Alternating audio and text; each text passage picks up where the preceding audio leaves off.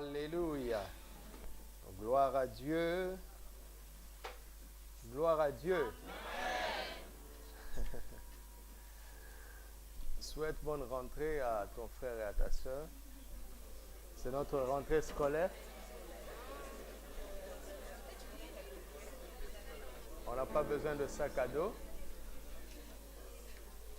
On a juste besoin des cœurs préparés. Alléluia. Nous sommes à notre école et même si les dimanches nous mettrons l'accent sur la dimension des plus que vainqueurs et que parfois vous aurez l'impression qu'on n'en parle pas le mercredi, la parole est la même. L'évangile est le même, le message est le même et vous vous rendrez compte par le Saint-Esprit à quel point cela est complémentaire. Alléluia. Le Seigneur nous a inspiré cette école, vous connaissez l'histoire depuis l'année passée, et nous avançons. Le but n'est pas d'avoir un diplôme ou un certificat en papier, mais le but est d'avoir une compétence spirituelle intérieure. Alléluia. J'espère que vous avez un nouveau cahier pour prendre note et pour revenir sur les notes. Alléluia. Je travaille durement pour ces choses et Dieu regarde la manière dont vous les recevez. Même si je ne peux pas vous surveiller, celui qui m'inspire et qui voit comment je m'engage, vous observe. Alléluia. Le saviez-vous? Vous savez, une fois, quand je faisais quelques formations théologiques, un jour, j'ai eu 20 sur 20 à une matière, avec les félicitations du jury. Le doyen de la fac qui est aux États-Unis m'a écrit une lettre personnelle de félicitations. Mais vous savez quoi? J'étais triste. Parce que j'avais eu 20 sur 20 sur papier.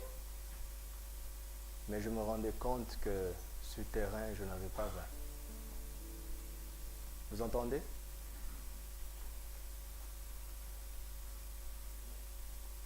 Cette lettre m'a attristé. Et le jour où j'ai reçu le courrier, j'étais au bureau, j'avais l'impression que le Saint-Esprit me disait, quelle note moi je vais te donner? Vous m'entendez? Il ne suffit pas d'avoir la parole dans sa mémoire, mais il faut prouver ces choses sur le terrain. Alléluia. Dans les domaines précis de nos vies. C'est à cela que sert la prière. Quand vous recevez la parole et que vous voyez que vous êtes d'accord et vous voyez que vous avez cru, ce qui vous reste à faire, c'est de prier pour que le Saint-Esprit manifeste la puissance de cette parole dans vos vies. Alléluia. La Bible est un livre très sérieux, n'est-ce pas? Tellement sérieux que Jésus a dit qu'aucun trait de lettre ne tombera. Faites doucement, faites doucement. Rien, il n'y a rien à négliger ici. Chaque parole, chaque pensée de Dieu est tellement sérieuse. Donc, ne vous découragez pas si vous avez l'impression que vous ne vivez pas. La seule faute serait de ne pas croire. D'accord? Mais si vous avez vraiment cru et si votre cœur est sincère devant Dieu, il ne nous reste plus qu'à prier et à persévérer dans la foi, à mener le bon combat de la foi. Le bon combat de la foi consiste à repousser toute idée qui vient nous persuader que ce que Dieu a dit ne se fera pas. Vous entendez? Donc, le Seigneur nous donne ces choses parce qu'il sait que chacun d'entre nous, je pèse bien mes mots, chacun, si tu es ici ce soir, même si c'est ta première séance, le Seigneur sait que tu as ce qu'il faut pour le vivre. Alléluia. Si tu étais omniscient et que tu savais lire les cœurs des gens, sonder leur cœur, et que tu sais déjà que si tu lui dis ça, il ne va pas croire, qu'il va laisser tomber, tu ferais économie de tes mots, n'est-ce pas? Pourquoi Dieu a donné Jésus à la croix pour tous les hommes? Parce qu'il sait que chaque homme qui existe est armé pour croire l'évangile. Certes, certains ne vont pas croire. Et nous témoignons pour que ce nombre soit le plus petit possible. D'accord?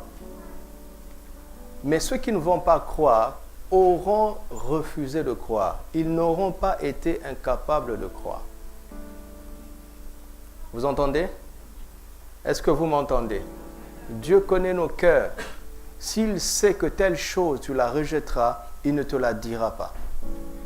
S'il ose ouvrir sa bouche et te dire cette chose, c'est parce qu'il sait que tu as ce qu'il faut pour croire, pour vivre, pour produire, pour partager, pour témoigner. Alléluia. Alors, ce que nous appelons le PEPP, c'est simplement une école pratique de l'esprit, de la parole et de la prière. Nous commençons par le Saint-Esprit parce que nous savons que c'est lui qui a inspiré les Écritures.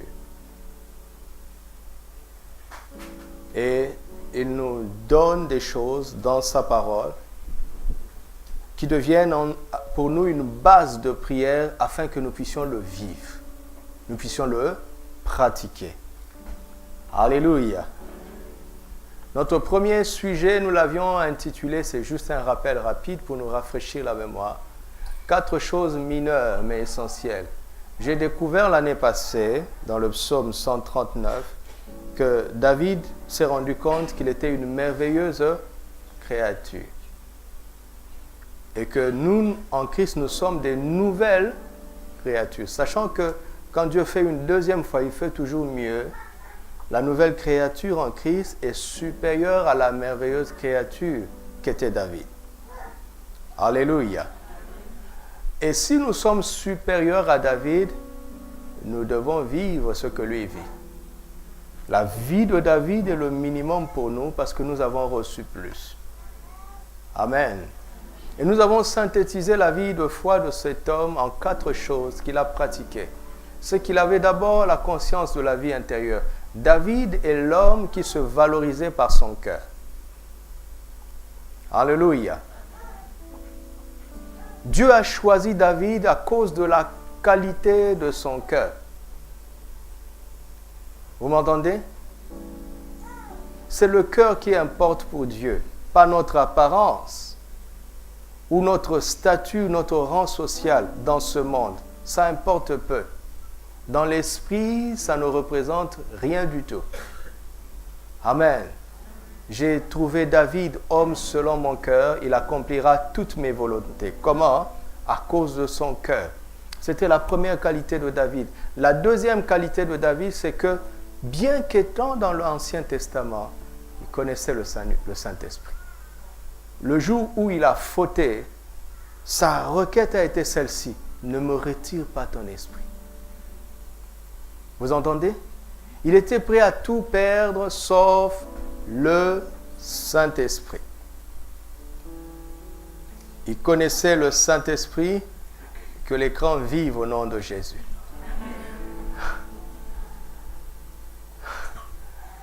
Il connaissait le Saint-Esprit, la valeur de son onction, et il en faisait un bon usage.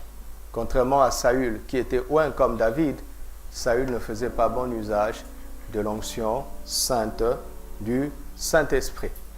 La troisième qualité de David, ce n'est pas dans mes notes, c'est dans mon cœur. C'est qu'il pratiquait la vraie repentance. Plusieurs fois, Saül s'est repenti, n'est-ce pas? Il a dit à David: oui, c'est Dieu qui t'a choisi, mon fils. Tu régneras après moi. Mais l'instant d'après, il s'est retourné. Il a encore essayé de tuer David. Quand Dieu a envoyé Samuel parler à Saül pour lui dire, mais je t'avais dit de tout exterminer, pourquoi as-tu désobéi à la parole de Dieu? Tout ce que Samuel cherche à faire, c'est de se justifier. Il met le tort sur les autres. C'est à cause du peuple. J'ai eu peur à cause du peuple, au lieu de reconnaître sa faute. Et même quand Samuel lui a donné la dernière parole de son rejet, il supplie Samuel d'aller quand même se présenter avec lui devant les anciens. Sa réputation était plus importante que sa relation avec Dieu. C'était un faux repentant. Mais vous savez que David a fait des fautes graves dans sa vie. Mais Dieu l'a toujours restauré. Pourquoi? Parce qu'il était prêt à reconnaître ses torts et à implorer la miséricorde de Dieu. Alléluia. Dieu sait que toi et moi pouvons faire des fautes. Mais ce qui importe pour lui, c'est que nous reconnaissions nos fautes si nous avons tort. C'était l'erreur du premier homme, Adam. Quand Dieu est venu, Adam a accusé Ève au lieu de reconnaître sa faute. Vous m'entendez? Tu as beau être une nouvelle création, si tu ne pratiques pas la repentance, la vraie repentance, ce serait un problème. Dieu ne supporte pas ça. Dieu ne supporte pas les gens qui cherchent des excuses quand ils sont surpris en faute. Dieu ne supporte pas les personnes qui ne font pas face à leurs responsabilités et qui ne reconnaissent pas leurs torts, qui passent leur temps à accuser les autres. Dieu n'aime pas ça. Alléluia. Et la quatrième qualité de David, c'est qu'il avait appris ce que nous savons dans la Nouvelle Alliance, qu'il pratiquait le pouvoir créateur de la parole. Il connaissait la puissance de la bonne confession. L'Éternel est mon berger et je ne manquerai de rien. Alléluia. Celui qui demeure à l'abri du Très-Haut repose à l'ombre du Tout-Puissant. Je dis à l'Éternel, mon refuge et ma forteresse, ô mon Dieu en qui je me... L'Éternel est ma lumière et mon salut. De qui aurais-je crainte? L'Éternel est le soutien de ma vie. De qui aurais-je peur? Je m'écris, loué soit l'Éternel, je suis délivré de tous mes ennemis. C'est un homme qui verbalisait sa foi. Alléluia. Il ne croyait pas seulement du cœur, comme il nous est révélé pourtant dans Romains 10. Il ne se contentait pas, il ne se limitait pas à croire du cœur, mais il exprimait sa foi qui était dans son cœur. Car c'est en croyant du cœur qu'on parvient à la justice, mais c'est en confessant de la bouche qu'on parvient au salut. Il verbalisait sa foi. Alléluia. Et donc, nous voyons que ce que David vivait, le Saint-Esprit veut que nous le vivions. Mais si nous avons plus, nous devons donc parler des choses que David n'a pas expérimentées. C'est ce qui nous a amené à notre deuxième sujet. 9 grâces excellentes de la nouvelle création en Christ. Ça ne marche pas. Merci. 9 grâces excellentes. Toute l'introduction, nous l'avons vu dans ce que Pierre nous montre. Pierre nous montre que nous avons la connaissance de Dieu comme les Juifs. Mais ce que nous avons en plus que les Juifs, c'est quoi? La connaissance du Seigneur Jésus.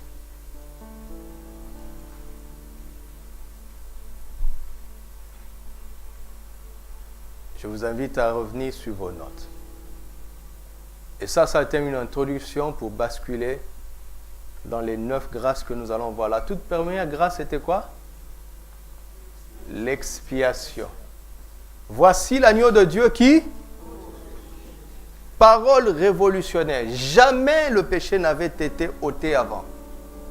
Seul le sang de Jésus pouvait ôter, effacer, supprimer définitivement le péché. Les sangs de bouc et de taureau n'étaient là que pour couvrir. Alléluia. Vous imaginez, est-ce normal qu'un animal paye à la place d'un humain? Est-ce normal? Est-ce que tu peux acheter un stylo de 100 dirhams avec 20 dirhams? Hein? Est-ce que tu peux purger une peine de 5 ans en faisant 3 mois en prison? Le prix était inférieur. Mais à cause de l'image, de ce que ça représentait, Dieu fermait les yeux. C'était le temps de sa patience. Mais il était logique que ce sang était insuffisant. Le sang d'un animal ne peut pas racheter un humain. N'est-ce pas? Pourquoi? Parce qu'un humain est plus important, a plus de valeur qu'un animal. Alléluia. Mais quand Jésus est venu, c'est le sang de Dieu, du Fils de Dieu, qui a payé pour la faute des humains. Dieu a payé trop cher pour ce qui convenait de payer. Il a cherché le sang d'un humain, il n'a pas trouvé parce qu'aucun humain n'était pur. Il est devenu homme lui-même. Mais n'oublions pas qu'il est fils de l'homme, et en même temps, le sang précieux. L'expiation. En croyant en Jésus, tes péchés sont complètement effacés. C'est toi qui en as le souvenir. Dieu ne s'en souvient pas. Quelqu'un croit ça? Il ne s'en souvient pas. Il dit, je ne me souviendrai plus de vos péchés. Je ne vous souviendrai plus de vos iniquités. Autant l'Est est éloigné de l'Ouest, autant j'éloignerai de moi vos transgressions. Alléluia. C'est pour cela qu'il n'y a plus aucune condamnation pour celui qui est en Christ. Parce qu'il n'y a aucune trace. Le sang a tout effacé. Alléluia. La deuxième grâce, c'est la propitiation. Ça, c'est une révélation magnifique. Romains 3, 23 à 25. Car tous ont péché et sont privés de la gloire de Dieu, mais ils sont gratuitement justifiés par sa grâce, n'est-ce pas? Au moyen de la rédemption qui est en Christ. C'est lui qui a été fait pour ceux qui croiraient, justice propitiatoire. Sacrifice propitiatoire. Le sang de Jésus ne se limite pas à effacer, à enlever le péché. Le sang de Jésus ramène la faveur de Dieu. Alléluia. Donc, puisque tu es en Christ, tu es un terrain de retour de la faveur de Dieu dans ta vie. C'est pour cela que c'est l'ignorance qui est un problème. Alléluia. Et la troisième grâce était la rédemption. La rédemption. Là, nous avons passé beaucoup de temps.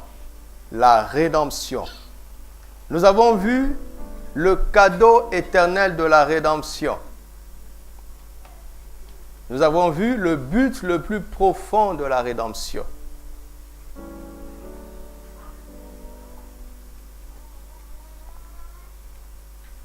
Et nous avons parlé de la rédemption et de la victoire sur l'adversité.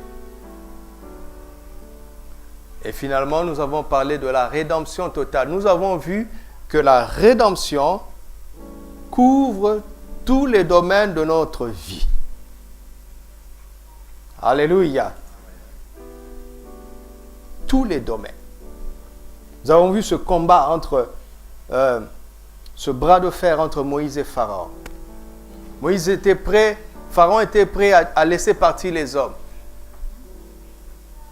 à garder leur famille, à garder leur troupeau.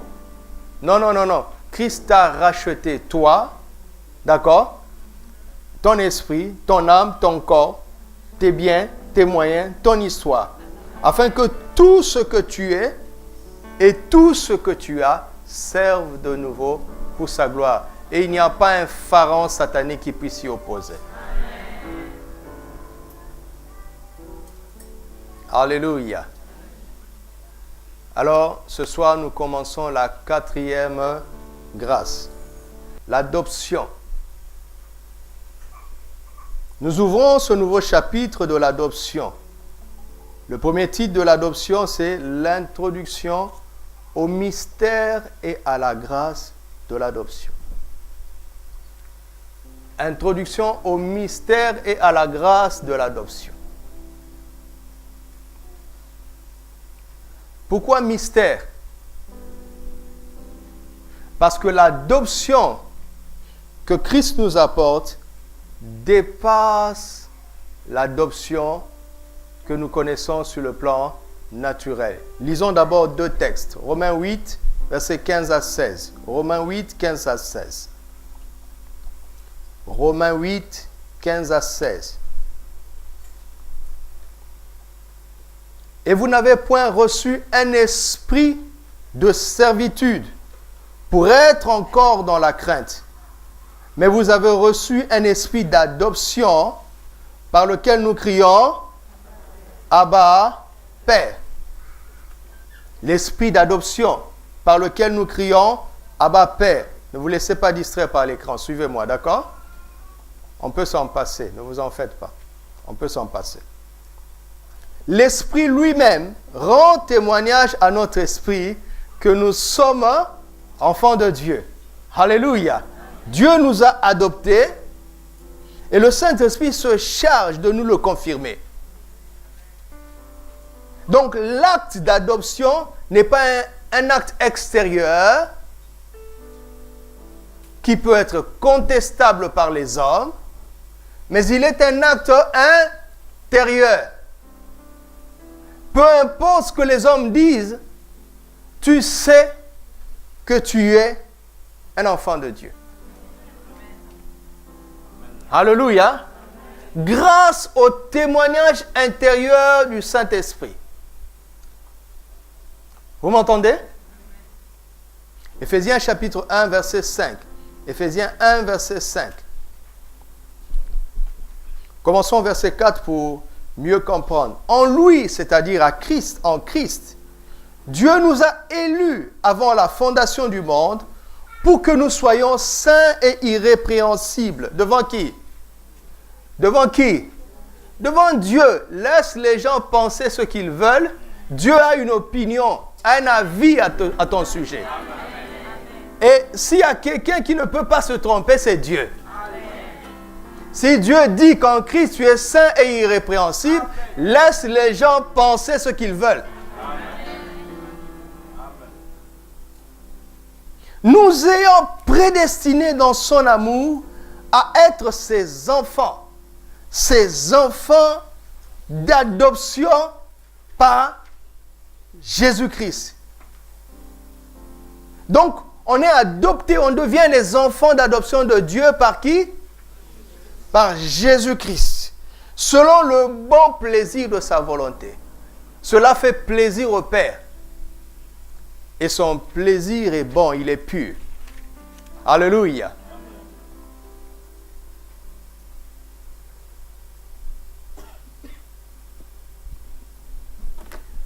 Maintenant, pourquoi nous parlons du mystère et de la grâce? Commençons par le mystère.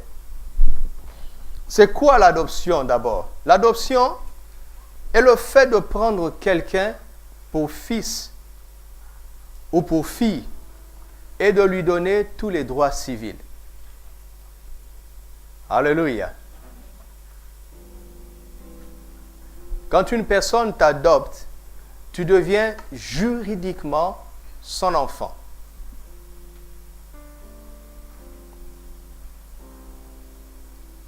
Et notez, si cette personne, si le père adoptif avait des enfants avant de t'adopter, devant la loi, tu n'as pas moins de droits que ses enfants biologiques.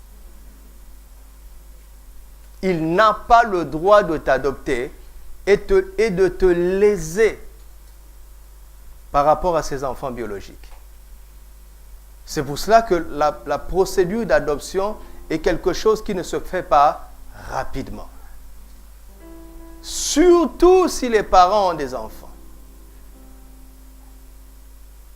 Vous entendez? Vous entendez? Ça, c'est l'adoption sur le plan humain. Mais pourquoi l'adoption que nous avons par Jésus-Christ est un mystère? Parce que sur le plan naturel, quand une personne adopte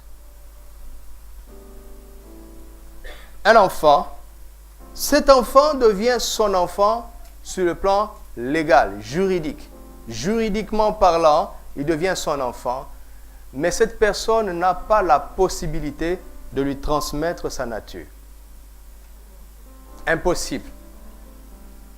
D'accord? Impossible.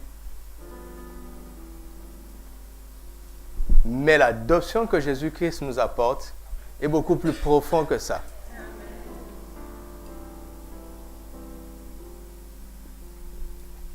Dieu n'adopte pas quelqu'un en lui disant « Voici mon fils biologique, entre guillemets, qui est Jésus. Et vous à côté, je vais faire un effort de ne pas vous léser. » Non. Dieu nous engendre avant de nous adopter. Donc, de manière absolue, les enfants adoptifs de Dieu sont comme si ils devenaient ses enfants biologiques. Ils ont la même nature que Christ, ils ont la même nature que papa. Et ça, c'est un mystère. Et ce mystère s'appelle la nouvelle naissance. Alléluia.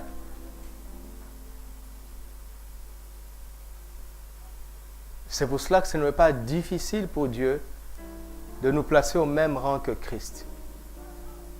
Il n'a pas d'effort à faire. Vous avez saisi ça? C'est ça le mystère de l'adoption que l'Évangile nous apporte. Mais l'enfant adopté peut toujours continuer à regarder les fils biologiques avec un complexe.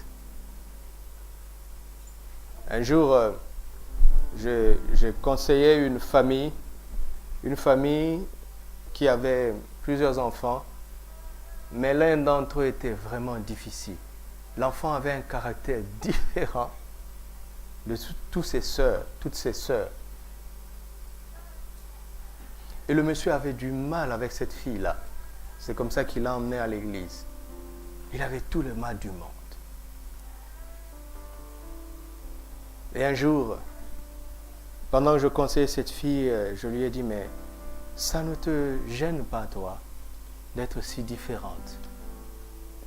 Elle m'a dit, vous savez, pasteur, moi-même je me demande si mes parents ne m'ont pas adopté. Je lui ai dit, pourquoi tu dis ça? Il dit, mais regarde mon nez, il est différent du nez de tout le monde. Et c'était vrai, elle avait un nez différent.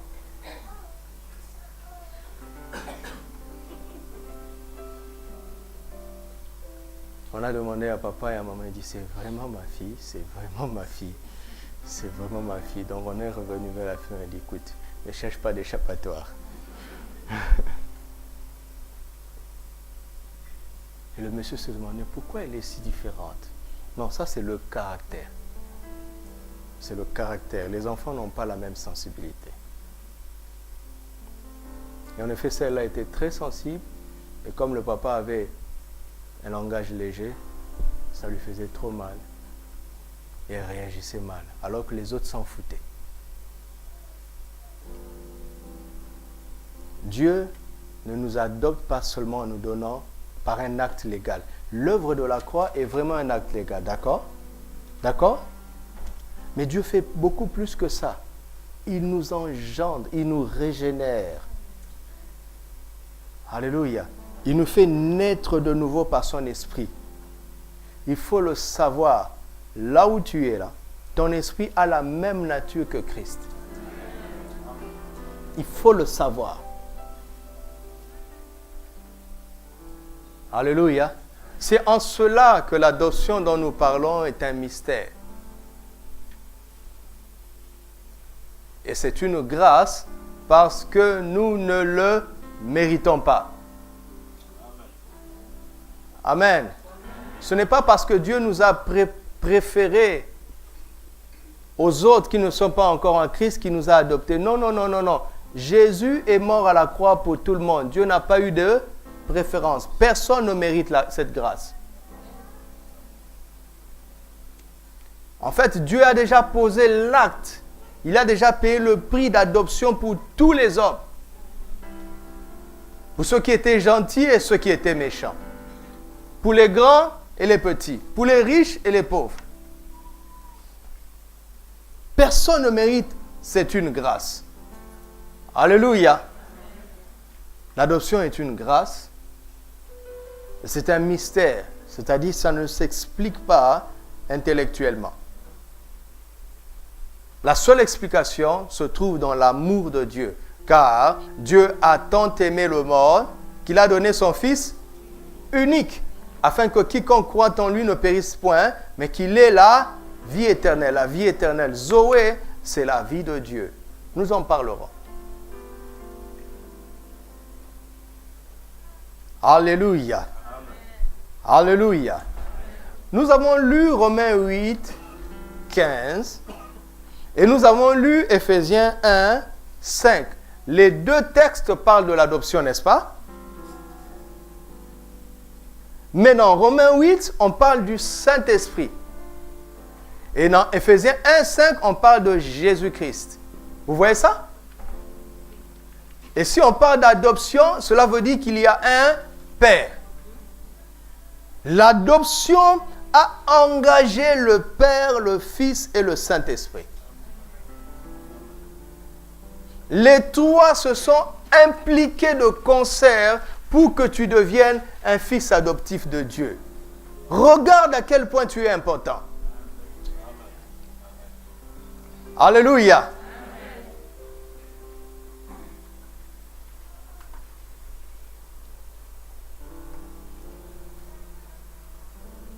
Regardez, dans la Bible, quand Dieu agit, il n'engage pas toujours ces trois personnes. Parce que Dieu est tout puissant. Amen. Cela veut dire que le Père est tout puissant. Le Père à lui-même peut faire tout ce qu'il veut. Il n'a pas besoin d'aide, ni du Fils, ni du Saint-Esprit. Le Fils est tout puissant. Il n'a pas besoin d'aide, ni du Père, ni du Saint-Esprit. Et le Saint-Esprit est tout puissant. Il n'a pas besoin d'aide, ni du Père, ni du Fils. Mais quand vous voyez quelque chose se faire par la combinaison des trois, c'est que cette chose est extrêmement, extrêmement, extrêmement, extrêmement importante. Et l'adoption a engagé les trois. Vous suivez ça? C'est pour te dire que tu es extrêmement, extrêmement, extrêmement, extrêmement important. Regardez, la création a engagé les trois. Au commencement, Genèse 1:1, Dieu créa les cieux et la terre. La terre était informe et vide. Il y avait les ténèbres à la surface de l'abîme et l'Esprit de Dieu se mouvait au-dessus des eaux. Donc on voit le Père, Dieu et l'Esprit de Dieu. Après, Dieu dit que la lumière soit et la lumière fut. Donc, l'œuvre de la création de l'univers, nous parlons de l'univers, d'accord? La création de l'univers a engagé une action conjuguée, une action combinée du Père, du Fils et du Saint-Esprit. L'univers. Vous m'entendez? L'univers a requis l'œuvre combinée du Père, du Fils et du Saint-Esprit. La création de l'univers. Et ton adoption a requis aussi l'action combinée du Père, du Fils et du Saint-Esprit. Qu'est-ce que cela veut dire? Toi et l'univers, vous avez quelle valeur? Je veux entendre la réponse. Ce n'est pas vrai. Aïe, aïe, aïe. Parce que dans la création de l'univers, le Fils s'est simplement exprimé. Mais pour ta rédemption, le Fils est mort. Tu es plus important que l'univers. C'est pourquoi un jour Dieu effacera ce ciel et cette terre pour créer de nouveaux cieux et de nouveaux terres, pour vivre avec toi, nouvelle terre. Tu es plus important que toute la terre. Avec tout son or, tous ses diamants, tous ses pétroles réunis, tu es plus important.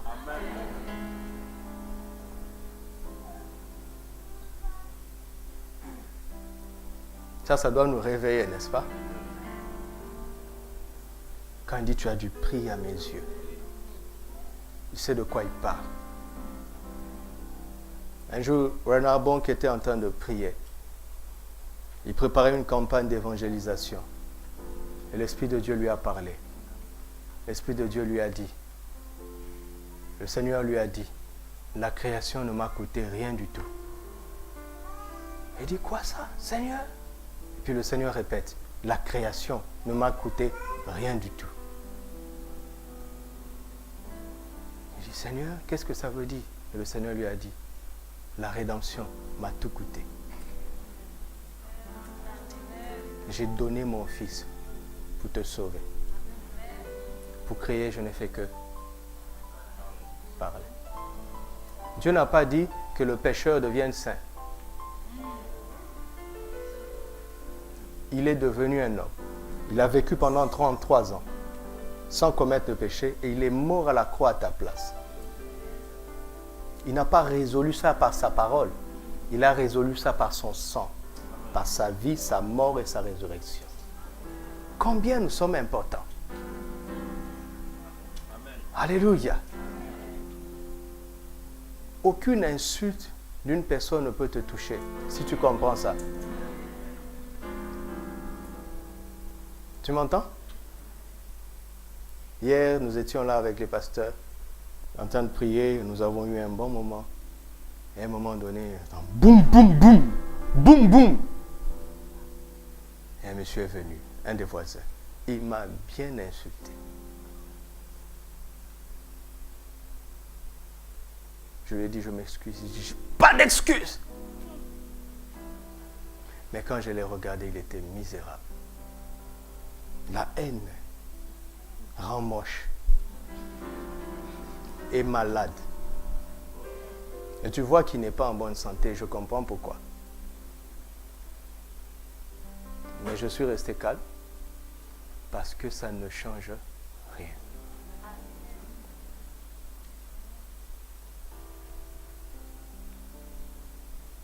Vous savez, parfois nous nous irritons parce que nous nous laissons atteindre. Et si nous nous laissons atteindre, c'est parce que nous, parfois, ne sommes pas sûrs de ce que nous sommes réellement. Regardez Jésus. À Gadara, il y a un monsieur maltraité par les démons, n'est-ce pas? Vous connaissez l'histoire. Il est devenu fou, il vit dans les sépulcres, maltraité. Jésus vient, il entre à Gadara, il guérit l'homme et il s'en va. Pour vous dire qu'il a fait ce voyage pour une seule personne. Et dans ce voyage, et le diable connaît la valeur d'une seule personne, il a soulevé la tempête. Vous savez, si on avait dit aux Gadaréniens que ce démoniaque est mort, tout le monde allait dire Alléluia.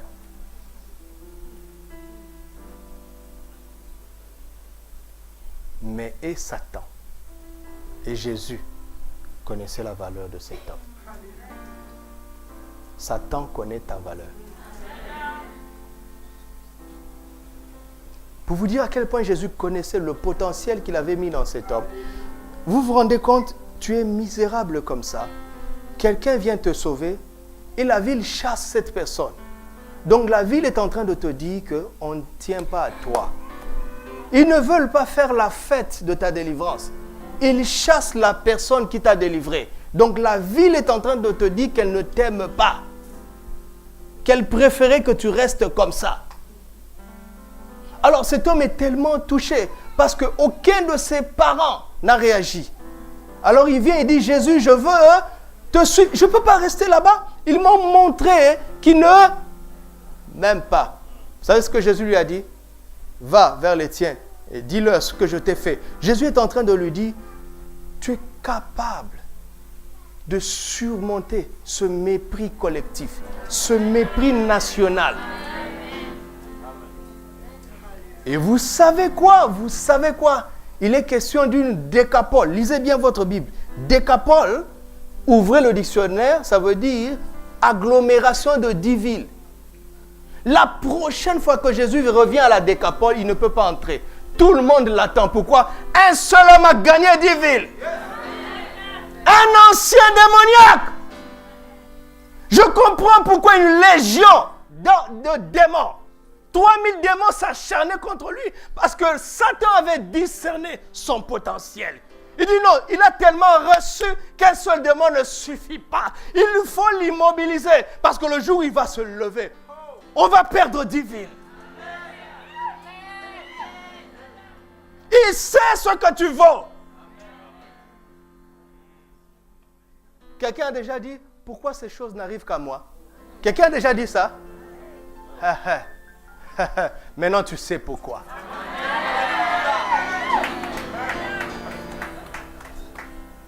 Oh Seigneur, pourquoi la vie est facile pour eux et pas pour moi? Mais tu as reçu plus. Je ne m'amuse pas, tu as reçu plus.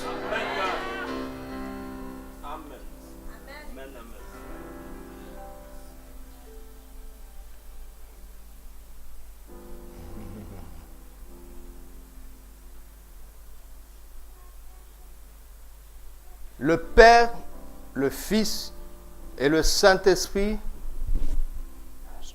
3 fois tout-puissant. Vous comprenez? La toute-puissance n'a pas besoin d'être multipliée. Parce que quand c'est tout-puissant, multiplié par 2, ça reste tout-puissant. Multiplié par 10 000, ça reste tout-puissant. Pourtant, pour ton adoption ainsi que la mienne, il a triplé sa toute-puissance. Ça veut dire que c'est tellement certain, tellement certain, tellement certain que personne ne puisse s'y opposer. Je suis un enfant de Dieu. Au même titre que Jésus, personne ne peut s'y opposer.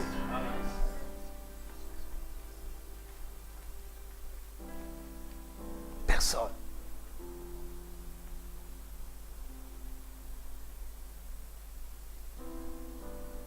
Alors, nous allons appliquer ça dans la vie de David. Ça marche maintenant?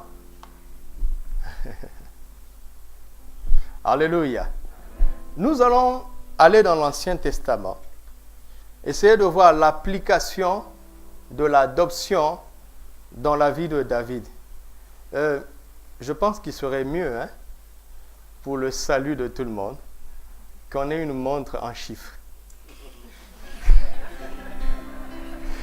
D'accord? S'il vous plaît. D'accord? Parce que quand je réfléchis pour calculer, ça me distrait. Donc pensez-y, s'il vous plaît, pour le salut de tout le monde. 1 Samuel 17.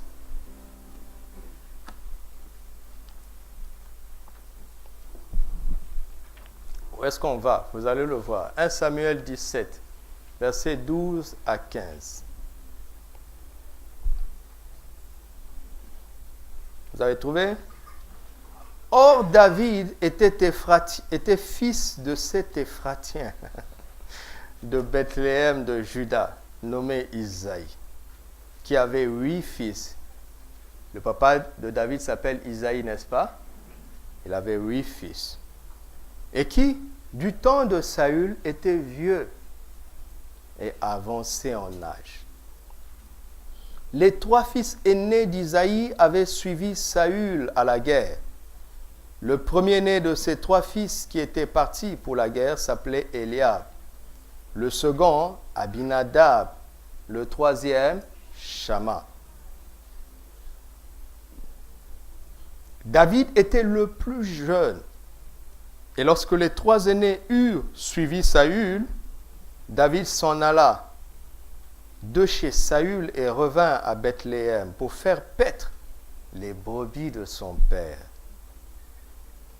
Le Philistin s'avançait matin et soir et se présenta pendant 40 jours. Isaïe dit à David son fils, « Prends pour tes frères cet épha de grains rôtis et ces 10 pains, cours au camp vers tes frères. Porte aussi ces 10 fromages au chef de leurs milliers. Tu verras si tes frères se portent bien et tu m'en donneras des nouvelles. » Verset 55. Vous connaissez l'histoire, non? De Goliath et David. Verset 55. Lorsque Saül avait vu David marcher à la rencontre du Philistin, il avait dit à Abner, chef de l'armée, « De qui ce jeune homme est-il fils, Abner ?» Vous voyez la question? De qui ce jeune homme est-il fils, Abner? Abner répondit, « Aussi vrai que ton âme est vivante, ô roi, je l'ignore. » Informe-toi donc de qui ce jeune homme est-il fils, dit le roi.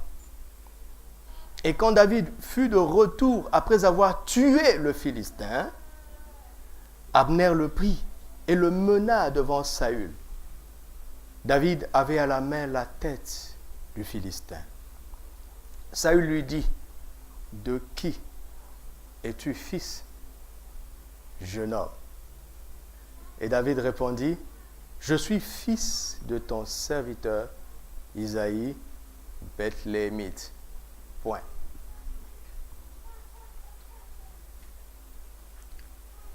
C'est curieux, hein?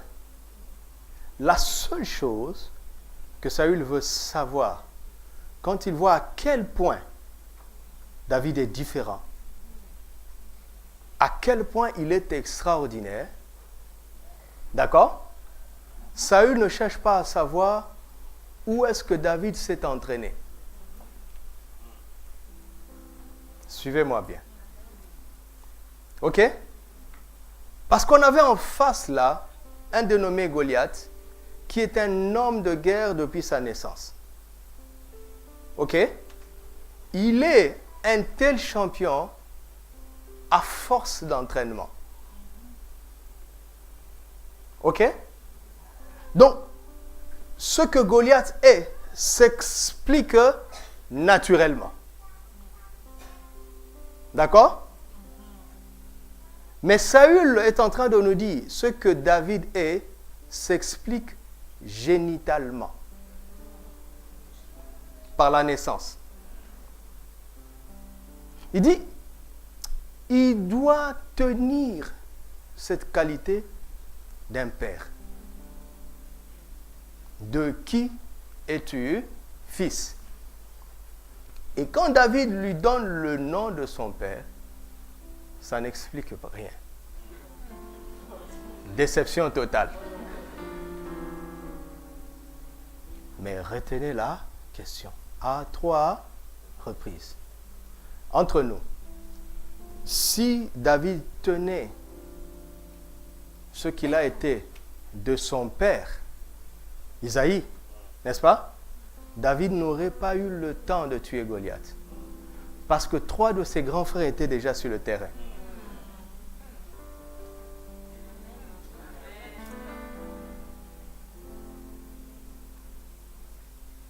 Si c'était une capacité naturelle, biologique, d'accord? Si cela était transmis biologiquement, on n'entendrait pas parler de David parce que Eliab s'en serait occupé. Ou Shama. Le troisième s'appelle qui encore? Pardon? Abinadab. David n'aurait pas eu le temps. C'est pour ça, n'attends pas que tes frères aient agi pour agir. Ou bien ne te limite pas parce qu'aucun de tes frères ne l'a jamais fait. Quelqu'un m'entend? Même si ton village ne l'a jamais fait. Même si ton pays ne l'a jamais fait. Même si Adam lui-même ne l'a jamais fait.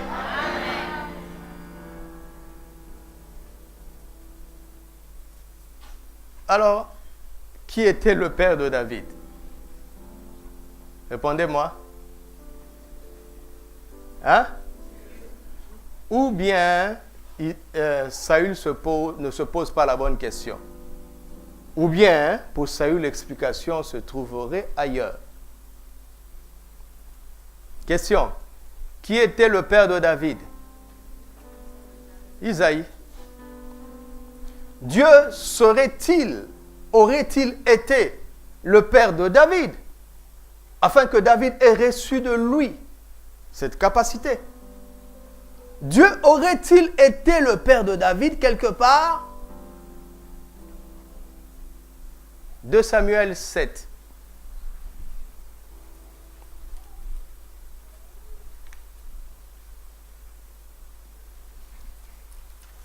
Versets 1 à 6. Lorsque le roi habita dans sa maison et que l'Éternel lui eut donné du repos, après l'avoir délivré de tous les ennemis qui l'entouraient, il dit à Nathan le prophète, c'est David, « Vois donc, j'habite dans une maison de cèdre, et l'arche de Dieu habite au milieu d'une tente. » Nathan répondit au roi, « Va, fais tout ce que tu as dans le cœur, car l'Éternel est avec toi. » La nuit suivante, la parole de l'Éternel fut adressée à Nathan. « Va, dis à qui? À mon fils David? » Ah, là on est déçu. « Va, dis à qui? » Donc, David n'était pas fils de Dieu. De quel père a-t-il reçu ses exploits? Continuons. Va, dis à mon serviteur David, dis à mon serviteur David, ainsi parle l'Éternel. Est-ce toi qui me bâtirais une maison pour que j'en fasse ma demeure? Mais je n'ai point habité dans une maison depuis le jour où j'ai fait monter les enfants d'Israël hors d'Égypte jusqu'à ce jour. J'ai voyagé sous une tente et dans un tabernacle. Verset 12. Quand tes jours seront accomplis, Dieu qui continue à parler, et que tu seras couché avec tes pères, j'élèverai ta postérité après toi. Celui qui sortira de tes entrailles, et j'affermirai son règne. Ce sera lui, il ne dit pas Salomon, hein? Il dit un de tes fils, un fils qui sortira de tes entrailles. Il n'a pas nommé.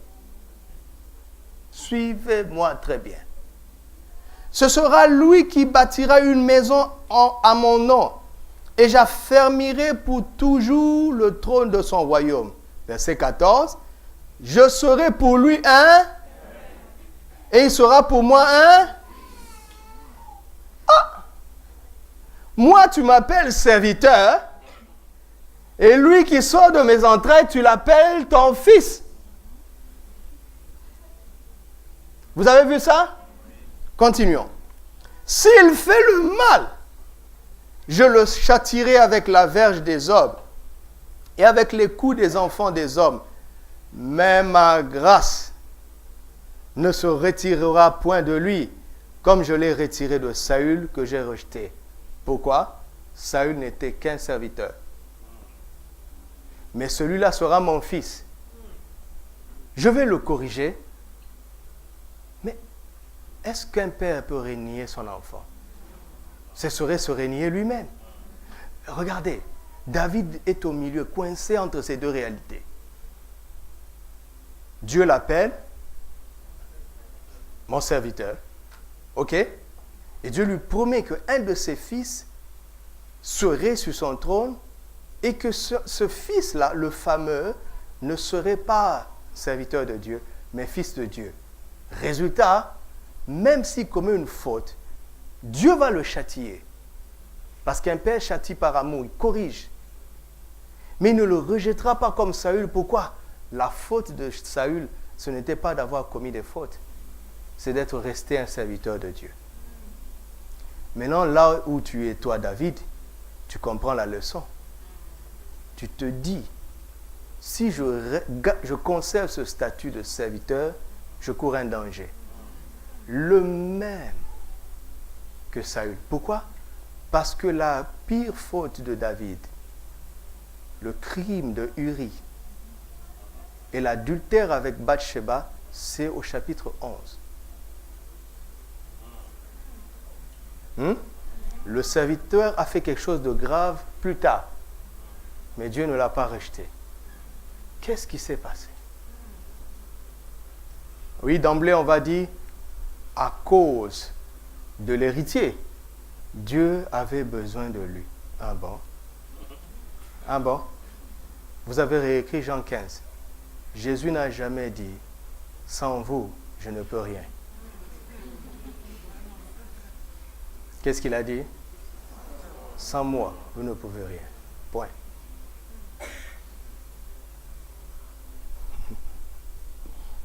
Quel verset? On était à quel verset? 15. Je relis le verset 15. Mais ma grâce ne se retirera point de lui, comme je l'ai retiré de Saül, que j'ai rejeté devant toi. Ta maison et ton règne seront pour toujours assurés. Ton trône sera pour toujours affermi. Pour toujours.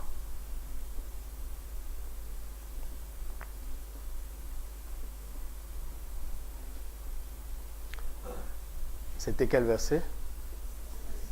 16. Maintenant, regardez le verset 17. Nathan rapporta à David quoi? Et? Ah bon? Nathan rapporte à David quoi? Et? Nathan rapporte à David quoi? Et?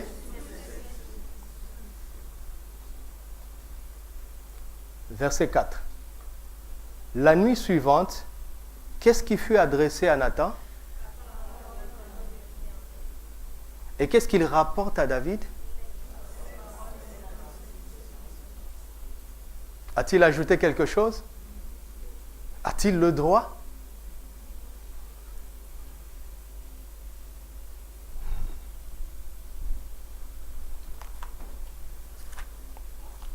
Je cherche un verset que le Seigneur vient de me montrer. J'espère le trouver rapidement.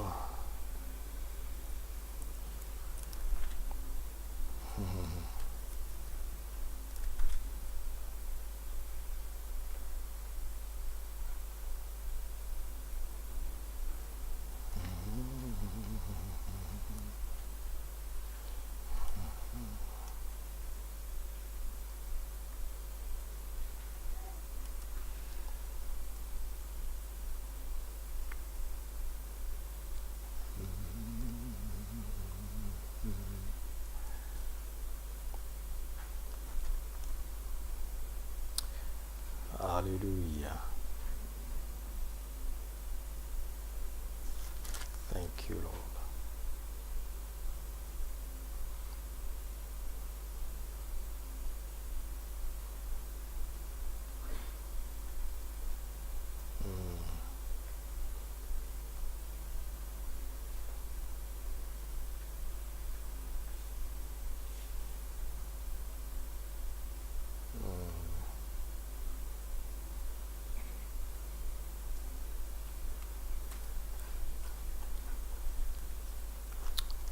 Alléluia.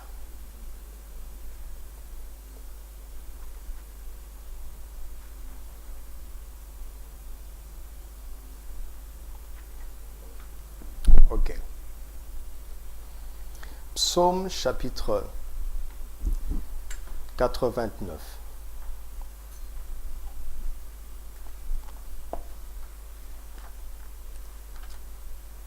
versets 4 et 5.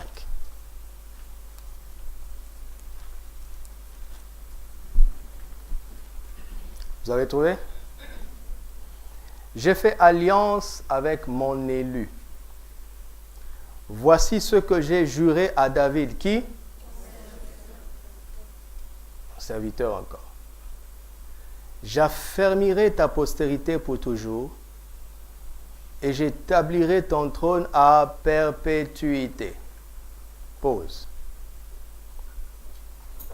Verset 20. Alors tu parlas dans quoi? Vous avez vu ça? Tu parlas dans une vision à ton... La dimension change. Tu dis, j'ai prêté mon secours à un héros. J'ai élevé du milieu du peuple un jeune homme. J'ai trouvé David, mon serviteur encore. Je l'ai oint de mon huile sainte. Ma main le soutiendra et mon bras le fortifiera. L'ennemi ne le surprendra pas et le méchant ne l'opprimera point. J'écraserai devant lui ses adversaires et je frapperai ceux qui le haïssent. Ma fidélité et ma bonté seront avec lui et sa force s'élèvera par...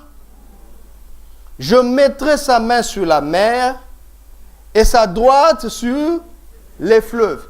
Lui, il m'invoquera. Que dira-t-il?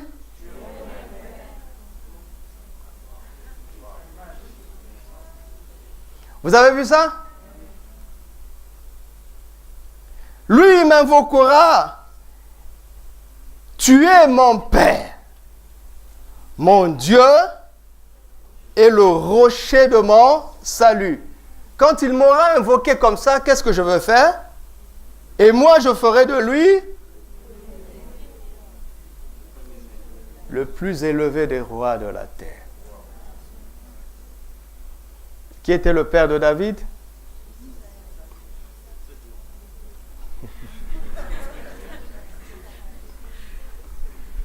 C'est pour ça qu'on parle de l'école.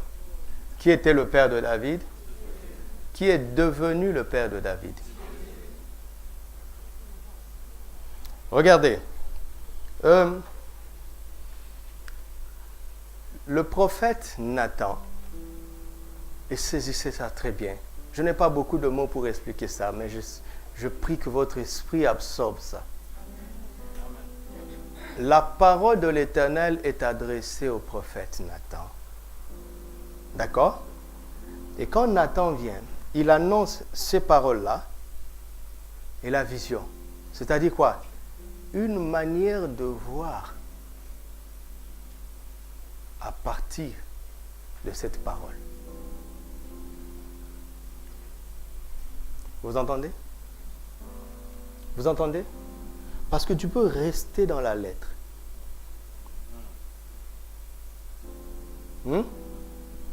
Mais la parole est là pour nous donner une mentalité, une vision, une manière de voir. Première information, Dieu est en train de... Nathan a compris que le serviteur de Dieu appelé David est le père d'un fils que Dieu va appeler son fils. Comment je vais vous expliquer ça? Par exemple, si je parle à un cheval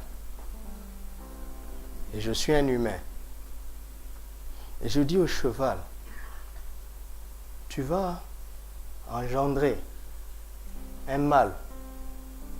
Hein? Le petit du cheval s'appelle comment? Priez en langue, ça va venir. Hein? Poulain, bravo. Je suis un humain. Je parle à un cheval et je lui dis, l'un de tes poulains sera mon fils. Le cheval doit réfléchir. Hein? Ah, voilà, frère Cyril est déjà arrivé depuis longtemps. Il y a deux explications.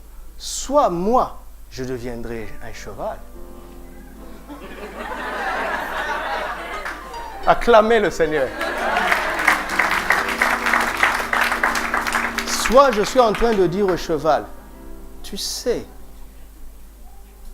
tu penses être un cheval, mais moi je te regarde comme un...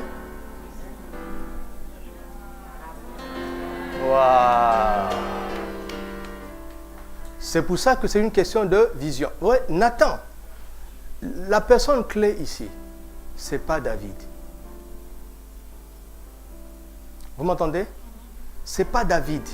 Parce que jusque-là, David était serviteur de Dieu.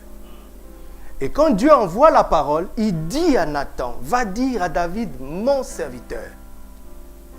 Mais c'est pendant la nuit, n'est-ce pas? Vous savez que Nathan n'est pas allé la nuit. Il ne faut pas déranger le roi. Il a pris audience le matin. Nathan n'a pas dormi.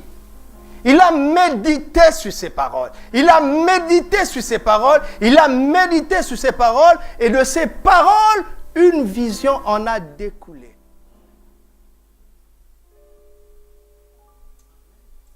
Alors qu'est-ce qui vient? Il transmet à David et les paroles et la vision. Plus tard, David saisit la vision. Psaume 89.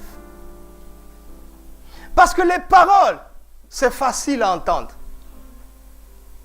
Mais la mentalité que les paroles donnent, cela demande de la méditation. Que ce livre de la loi ne s'éloigne pas de ta bouche. Médite-le jour et nuit pour agir fidèlement selon tout ce qui est écrit. Josué 1,8. D'accord? Josué 1,8, c'est ça. Quel livre de la loi il avait? Genèse, Exode, Lévitique, Nombre, Deutéronome, n'est-ce pas? Dites-moi, dans quel verset de la Genèse au Deutéronome il était écrit comment renverser la muraille de Jéricho? Dites-moi, dans quel verset? Dans quel verset de la Genèse au Deutéronome il était écrit comment traverser le Jourdain? Dans quel verset? Nulle part. Dieu dit à Josué, voici, tu as le Jourdain devant toi, tu as Jéricho devant toi, les solutions sont dans Genèse à Deutéronome. Qu'est-ce que je vais faire? Je prends la concordance biblique, je tape Jourdain. Quand je regarde, il n'y a aucune information, aucune formule littéraire qui me montre comment renverser la muraille. C'est pour ça que Paul dit la lettre tue. Mais c'est l'esprit qui vivifie. Pourquoi l'esprit? Parce que c'est l'esprit qui a inspiré ces écritures. Moïse n'était pas là quand Dieu créait la terre. Moïse n'était pas là quand Dieu a créé Adam. Moïse n'était pas là quand Joseph est devenu premier ministre de Pharaon. Moïse n'était pas là. Qui lui a appris ça? C'est le Saint-Esprit. Il dit, la lettre n'est qu'un support. La lettre n'est qu'un point de contact. La lettre est comme la piste de décollage. Médite et puis tu vas décoller. L'esprit va t'emmener dans les réalités que ces lettres contiennent. Et à partir des choses qui ont été dites à quelqu'un d'autre, il y a des siècles, là-bas au Moyen-Orient, tu trouveras des solutions dans ce siècle, ici en Afrique. Alléluia. Médite jusqu'à avoir une vision. Médite jusqu'à voir les choses du point de vue de Dieu. Médite et tu te rends compte que si Dieu voit dans un de tes fils, son fils, c'est que Dieu te traite déjà comme un fils. Et il veut que tu transmettes cette filiation spirituelle. Vous avez entendu ça? Maintenant, quand vous lisez Psaume 89, avant que David ne l'invoque et qu'il dise « Tu es mon Père », c'est parce que je n'ai pas beaucoup de temps. Allez relire. Vous allez voir que tout ce que Dieu dit à David là, c'est ce qu'un père fait pour son enfant. Amen. Il n'a pas fait ça pour Saül. ce n'était pas seulement la grâce que Dieu accorde à un roi. Ça dépassait ça. Donc quand les paroles viennent, David les médite. Il dit, compte tenu de ceci, à partir du verset 20, compte tenu de ceci, de cela, dans tous ces psaumes, compte tenu de ça, je vois que toutes les conditions sont réunies. En réalité, Dieu m'a toujours regardé comme son fils. Mais je ne le savais pas. Alors il se lève, il dit, Père, je t'invoque, Père. Avant je disais, Seigneur, c'est fini. Maintenant je suis éclairé, Père. Et quand il dit Père, Dieu se lève et dit, tu es mon premier-né. J'ai attendu ça depuis longtemps. J'ai attendu que tu comprennes. Je te l'ai montré par le langage des signes. Je t'ai traité comme un fils. Ma bouche disait serviteur, mais regarde mes attitudes. Regarde mes actions. Parce que dans mon cœur, tu avais une place qui dépasse celle des serviteurs. Amen. Quelqu'un a compris ça? Amen. Maintenant, David sait. David avait beaucoup de fils. N'est-ce pas? Nous avons là David le roi. Il se rend compte qu'il est un fils adoptif de Dieu. Parce que son vrai papa, c'est Isaïe. Il a été adopté par Dieu. Il a cette filiation spirituelle. Vous me suivez? Et Dieu lui dit d'avance que le successeur de ton trône sera mon fils. Donc David sait qu'il doit adopter l'un de ses fils naturels comme son fils spirituel, afin que l'adoption spirituelle soit transmise. Vous me suivez? Comment l'homme va faire? Nathan, l'homme des visions, n'est plus là. Comment l'homme va faire?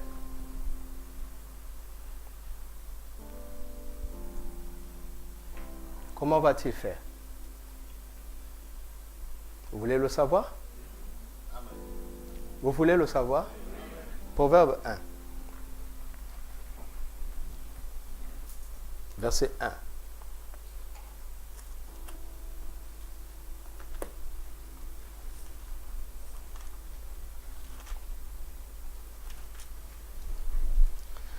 Proverbe de Salomon, fils de David, roi d'Israël. Mais rien d'extraordinaire. On regarde la généalogie naturelle. Ah oui, oui. C'est un fils biologique. Il n'y a rien d'extraordinaire jusque-là.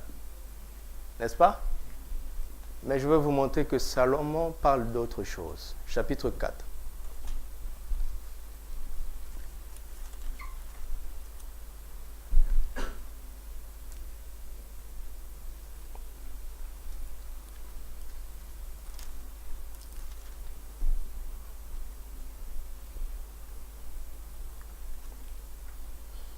Écoutez, mon fils. Hein? Combien? Un seul? Plusieurs.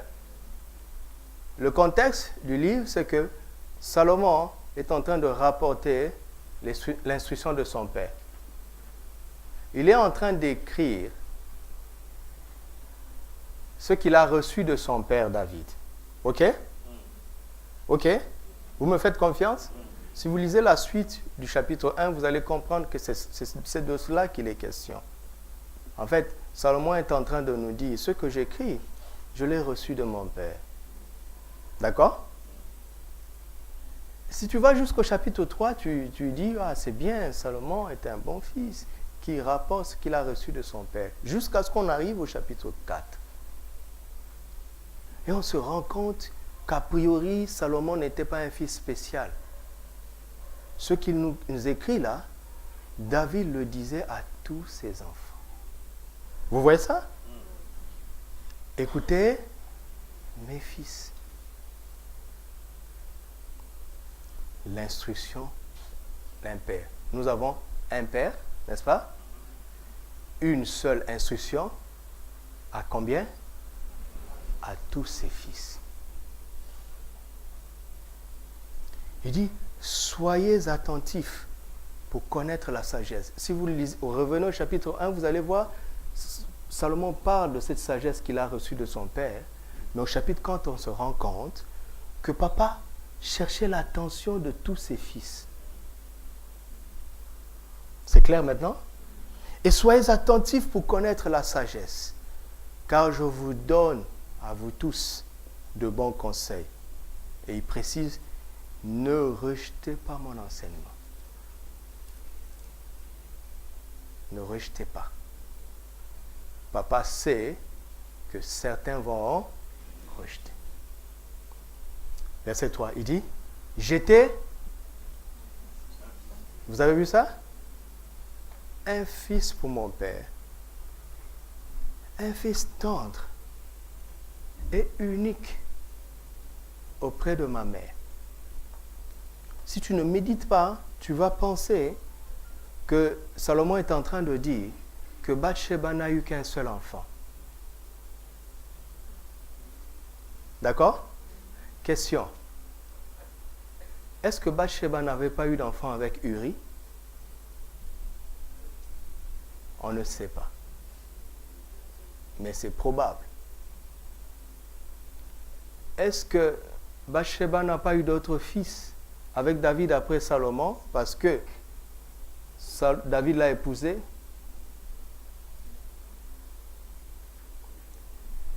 Il dit, j'étais un fils pour mon père, un fils tendre et auprès de ma mère. Verset 4, pas elle. Hein? Il m'instruisait et il me disait que ton cœur retienne mes paroles. Observe mes préceptes et tu vivras. Qu'est-ce qu'il faisait? Il m'instruisait, n'est-ce pas? Alors qu'au verset 1er, il disait, écoutez mes fils l'instruction. Et finalement, il dit, ne rejetez pas. Papa a parlé à tous ses enfants. Finalement, il observe, il se rend compte qu'il y a un qui sort du lot, qui ne rejette pas. Alors, à partir d'un moment donné, il se concentre sur Salomon. Parce qu'il sait que la révélation qu'il a amenée à appeler Dieu Père est venue de la parole et de la vision. Et il sait que Dieu cherche un de ses fils qu'il va appeler fils pour l'établir. Alors qu'est-ce qu'il fait? Il transmet, il annonce à tout le monde. Et quand il a trouvé celui qui reçoit, alors il le transmet. Pourquoi?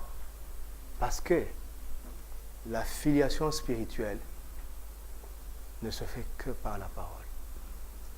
Il nous a engendrés selon la parole de la vérité. Jacques 1, 18. Jean 1, 12. À ceux qui l'ont reçu, la parole, à ceux qui croient en son nom, elle a donné le pouvoir de devenir. Ça passe par quoi? Hein? La parole.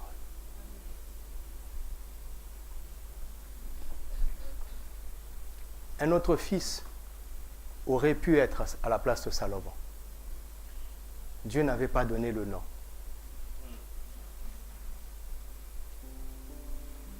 C'est pour ça que Jean 3,16 parle de quiconque. Dieu n'a pas donné de nom. Il suffit de croire. Papa David a cru. Et là, il essaie de transmettre sa foi. Parce que c'est la foi, c'est par la foi qu'on devient enfant de Dieu. Donc, enfant adoptif de Dieu. Et comme nous le verrons dans la suite, quand tu deviens un enfant adoptif de Dieu, la vie de Dieu vient en toi. Sa nature vient à toi. Et Pierre nous dit, tu deviens participant de sa nature divine. Les plus grandes et les plus précieuses promesses deviennent ton partage. Amen. Et autant il est facile pour Dieu de vaincre Goliath, autant il sera naturel pour toi de vaincre Goliath. Amen. Et les saluts de ce monde diront, de qui est-il fils?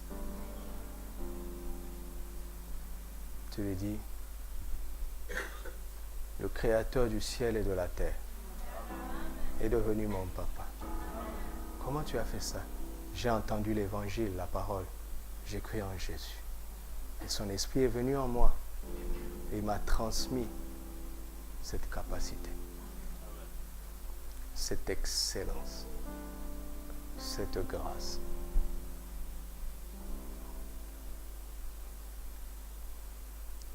Le mystère d'adoption a commencé. Alléluia. Rendons grâce à Dieu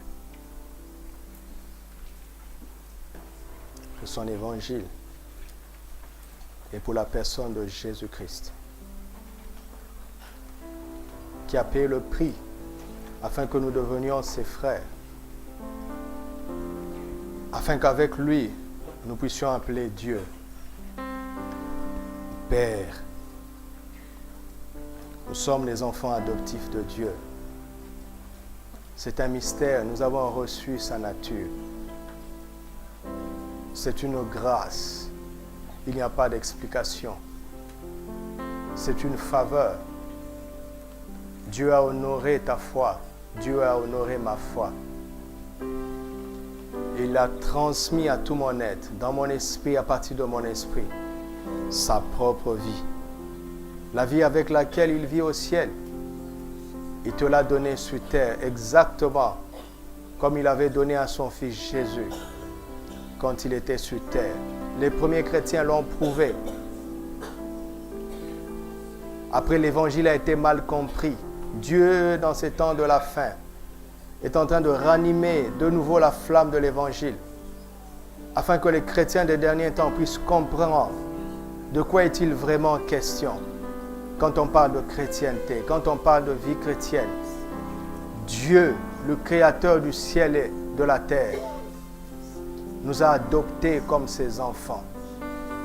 Et vous le savez, le Saint-Esprit rend témoignage à votre esprit que vous êtes enfants de Dieu. Nous avons ce témoignage, nous avons ce témoignage, nous avons ce témoignage. Maintenant, il emmène son instruction afin que nous sachions quoi faire avec ce témoignage. Père, je te rends grâce pour ton amour. Je te remercie de m'avoir adopté, de m'avoir choisi, d'avoir fait de moi ton enfant. Je te rends grâce, Seigneur, parce que tu m'éclaires et tu m'aides à comprendre qui je suis réellement, ce que cela implique réellement.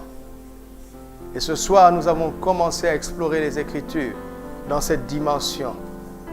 Je te prie d'illuminer les yeux de nos cœurs, d'ouvrir encore davantage notre intelligence et de nous aider à accepter ce que tu dis que nous sommes. Et nous te bénissons. Nous te rendons grâce pour cela. Nous te rendons grâce pour cela. Merci Jésus d'avoir payé le prix pour nous amener au même rang que toi. Merci de nous avoir inscrits dans cette famille spéciale. Nous sommes la famille divine. Nous sommes la famille de Dieu sur la terre. Nous sommes ses enfants sur la terre. Nous sommes ses enfants sur la terre. Nous sommes ses enfants sur la terre. Nous sommes les enfants de Dieu dans cette ville de Casablanca. Nous sommes les enfants de Dieu dans ce pays. Jésus marche dans cette ville au travers de nos vies. Jésus marche dans cette ville au travers de nos vies. Jésus est présent dans cette ville, dans ce pays, à travers nous. Jésus est présent. Jésus est présent.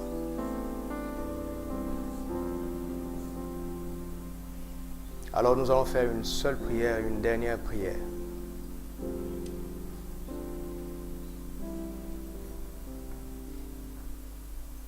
Vous savez, il y a différentes sortes de Goliaths qui terrorisent les gens dans ce pays, qui terrorisent les gens dans cette nation, qui terrorisent même les autorités.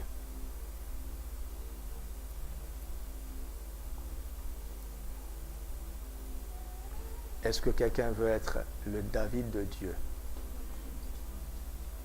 pour décapiter ces Goliaths, afin que les autorités puissent dire de qui est-il fils? Ce sont des situations où les solutions humaines les plus sophistiquées, les plus grandes, ont échoué. Vous voyez, toute l'armure de Saül avait échoué. Tous ces héros avaient échoué devant Goliath.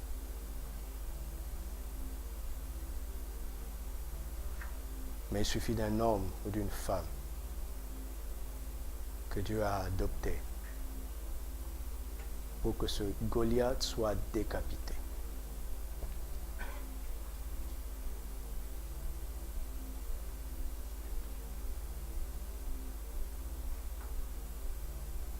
Qui veut être ce Goliath qui se lève ce soir?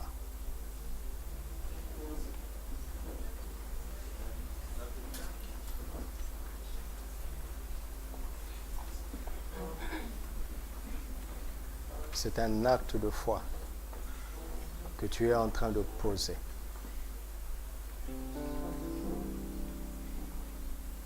Tout seul, sans contrainte, volontairement.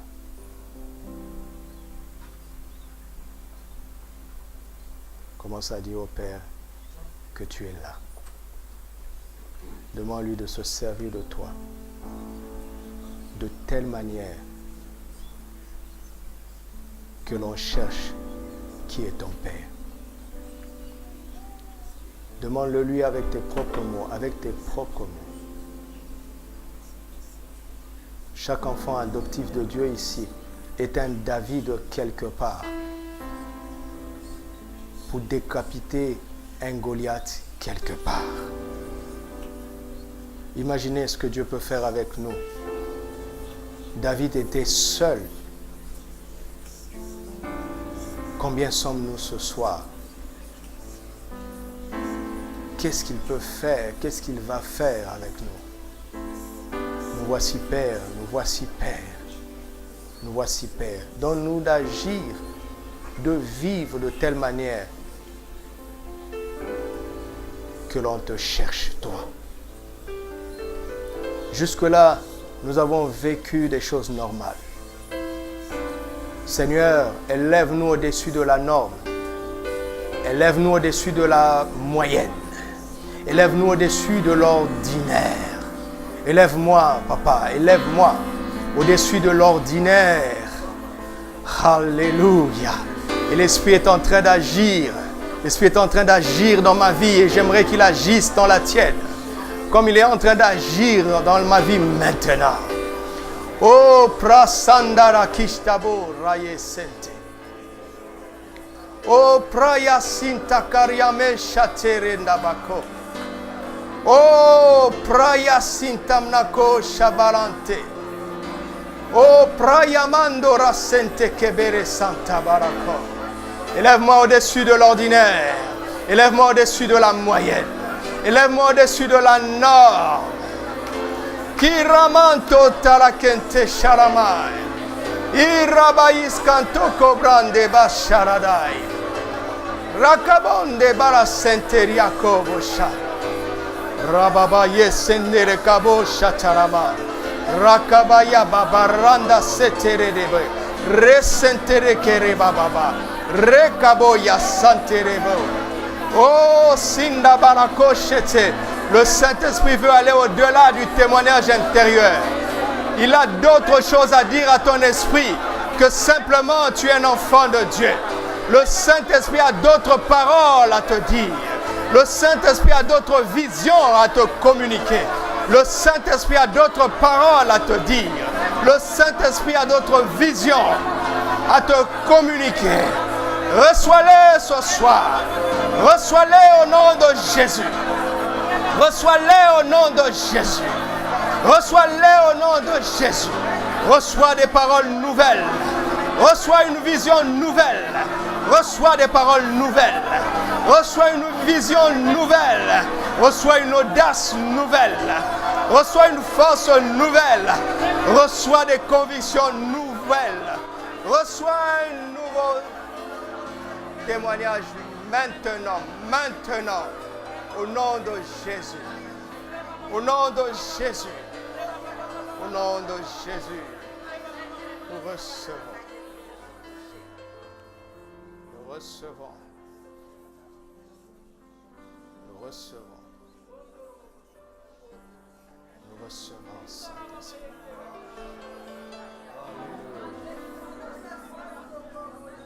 Alléluia. Dites avec moi, Père, merci pour ta parole et la vision nouvelle qu'elle me donne. Je savais que je suis ton enfant,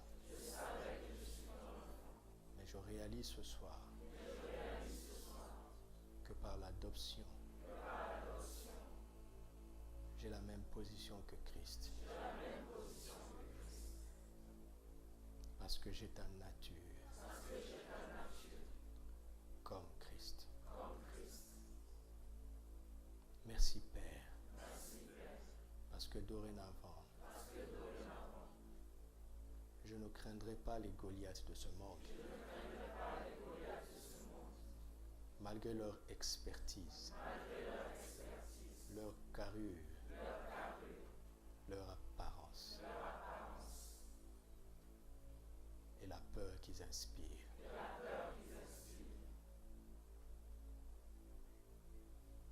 Quand les hommes s'enfuiront loin de Goliath, moi je courrai pour l'affronter.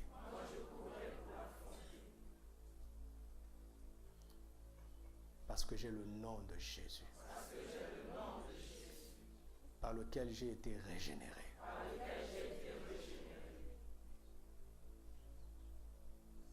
Je sais que c'est de ton nom dont il est question. Il est question de ton honneur. Je représente ton nom. Et ton honneur dans cette génération. À cause de cela, je sais qu'au nom de Jésus, aucun Goliath ne pourra me vaincre. Pardonne-moi d'avoir eu peur. Je bannis la peur maintenant. Car je sais qui je suis. Et je compris celui qui est en moi. Il est plus grand que celui qui est dans ce monde. Père, je te demande deux choses ce soir. Donne-moi des actes. Et une vie.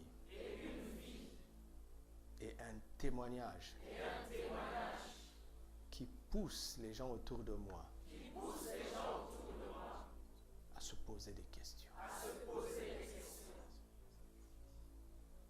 Et à chercher de qui je suis un fils. Afin que je puisse dire avec assurance que tu es mon Père. Père, je te demande une autre chose ce soir. Accorde-moi la grâce de ne pas regarder les Goliaths que tu as choisis pour moi. Comme tout le monde. Dans mon domaine. Donne-moi de regarder ce Goliath. Comme David a regardé Goliath. Comme Jésus a dit. Je voyais Satan tomber comme un éclair.